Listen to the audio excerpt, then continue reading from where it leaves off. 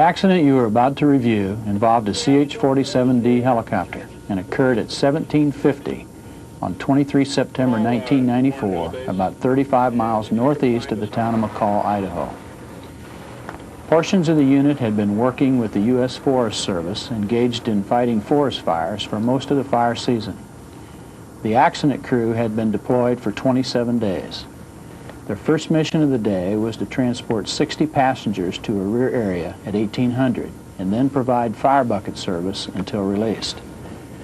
The day prior, a unit representative had conducted a ground reconnaissance of the landing zone and reported to the crew that it was a big area with no hazards and only a slight slope. The landing zone had been previously burned and its surface was covered with dust and ash. To reduce the hazard of blowing dust, the Forest Service arranged to have 3 water bucket drops in the landing area. The last water bucket drop was in progress as the CH-47 arrived. The crew circled the landing area carrying an empty water bucket on a 120-foot sling and made their approach generally to the north. They planned to approach to the left of the landing area, set the bucket on the hillside, then hover to the right and land to load the passengers. They would leave the water bucket on the landing zone and retrieve it after the passenger hauls were completed. Their point of intended landing was perceived by the crew to be on a slight slope, approximately 2 to 3 degrees upslope to the front and 2 to 3 degrees upslope to the right.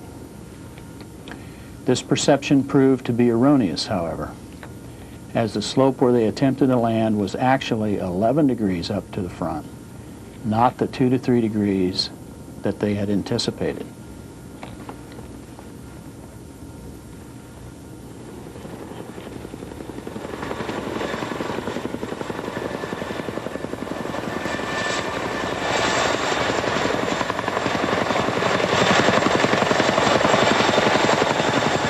As they placed the forward landing gear on the ground and reduced thrust to lower the aft gear, the helicopter slid down the slope to a point where the forward rotor blades struck the ground. Immediately after contacting the ground, the forward rotor blades impacted the fuselage, severing the drive shaft, flight control tubes, and all the hydraulic lines and electrical wiring routed along the top of the cabin. The forward rotor lost power at that point, but the aft rotor was still being driven by the engines. The aft rotor lifted the rear of the aircraft until it rotated over the nose. It then rolled about 120 degrees to the right and came to rest on its right side, facing generally south.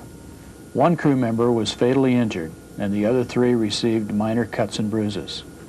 A Forest Service passenger escaped injury.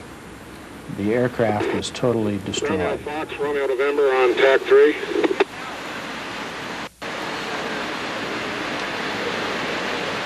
Romeo November, Johnson on TAC 3. Okay, Johnson. We got a ship down, a Chinook down on H-14. We copy things about. We are leaving, we're leaving Sheep Creek right now, and we'll be heading back to down a bit. Notify your ops. What do you mean? Is it down? Is it what? He is impacted. Oh my God, okay. The 3 surviving crew members and 1 passenger egressed unassisted. The fatally injured crew member was inside the aircraft but covered with debris. The crew searched for several minutes before locating his body. Smoke from the post-crash fire and the noise and concern generated by the left engine, which continued to operate after the crash, added to the confusion of the moment.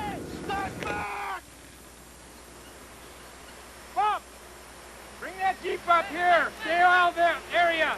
Bob, bring the Jeep up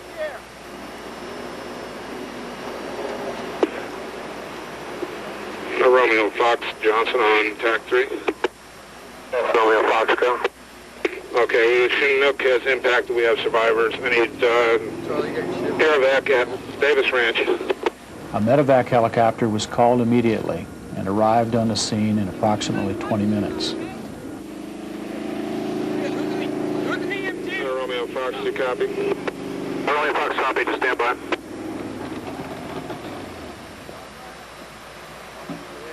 Everybody! Hey!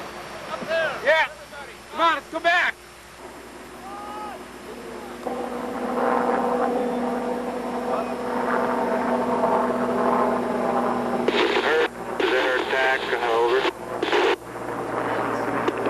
attack, Johnson. This is air attack. Understand we have an incident there. Can I help? Yeah, we have the Chinook. The Chinook is down on its side. We've got people out. Just I don't know if we've got anyone else inside. I don't know what the crew strength was. Probably recommend a live flight ship. Okay, I understand. We'll get the Guardian in standby. A small post-crash fire developed in the rear of the cabin and was extinguished by a pilot using one of the aircraft handheld fire extinguishers. Roll your gear back over this way.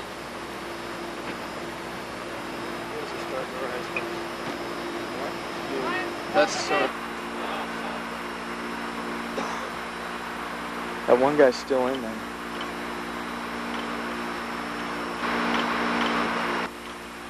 Look, that one guy's still in there. How many were on board? 5. Although the left engine was torn from its physical mounts and only dangled by its fuel and oil lines, it continued to run after the crash.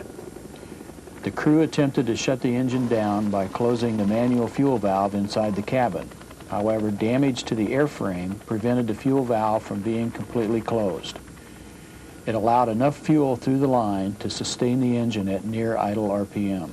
I've got firemen down to talk to him. I've got 4 people out of the ship, 1 walking wounded. They have 1 turbine running. They tried everything but beat it with a hammer to make it stop. The engine operated for nearly 2 hours before trained maintenance personnel could be brought to the site, remove the metal from around the valve, and shut the engine down.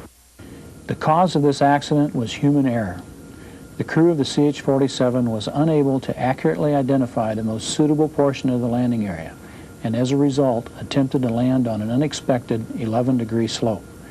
The crew's error was a result of environmental conditions that existed at the landing zone and their reliance on the accuracy of a unit representative's description of the landing zone's suitability.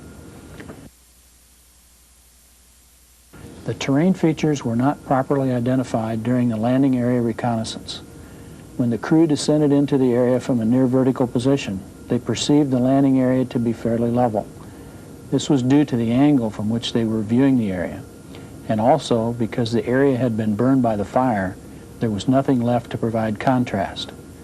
The vegetation was totally burned away, and the color was constant throughout the landing zone. In addition, the area of intended landing had been watered down to settle the dust. The water-soaked ground also contributed to the lack of contrast, as no shadows were visible on the darkened surface. All unit personnel should be briefed on the facts and circumstances of this accident, with particular emphasis placed on the importance of effective landing area reconnaissance, and also on how a lack of contrast can distort slope perceptions. This accident claimed 1 life and totally destroyed the aircraft. The estimated cost of damage of this accident is $13,770,360.